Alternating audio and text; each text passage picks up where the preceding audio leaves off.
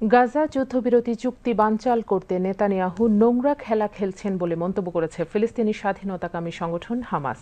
দলটির দাবি, ইসরায়েল সরকার চুক্তির দ্বিতীয় পর্যায়ের বিষয়ে কোনো আলোচনা করছে না, যা 1 মার্চ শেষ হওয়ার কথা ছিল। এই চুক্তির দ্বিতীয় ও তৃতীয় পর্যায় 6 সপ্তাহের প্রথম পর্যায়ের মধ্যে চূড়ান্ত করার কথা ছিল।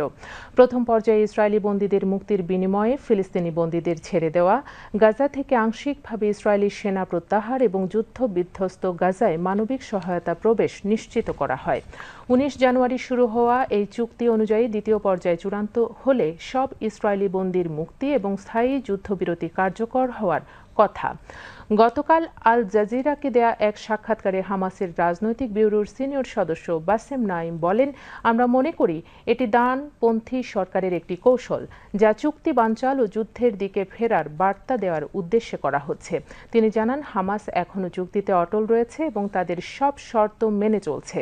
তবে তিনি অভিযোগ করেন, ইসরায়েল চুক্তির শর্ত লঙ্ঘন করেছে। চুক্তির শর্ত অনুযায়ী ইসরায়েল 60,000 ভ্রাম্যমাণ ঘর এবং 2 লাখ তাঁবু গাজায় প্রবেশের অনুমতি দেবে বলে প্রতিশ্রুতি দিয়েছিল, কিন্তু এখনও তা বাস্তবায়িত হয়নি।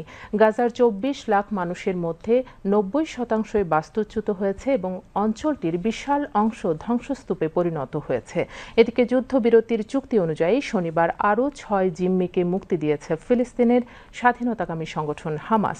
এর বিনিময়ে 6 শতাধিক ফিলিস্তিনিকে মুক্তি দেওয়ার কথা থাকলেও তা অমান্য করেছেন ইসরায়েলের প্রধানমন্ত্রী বেনিয়ামিন নেতানিয়াহু।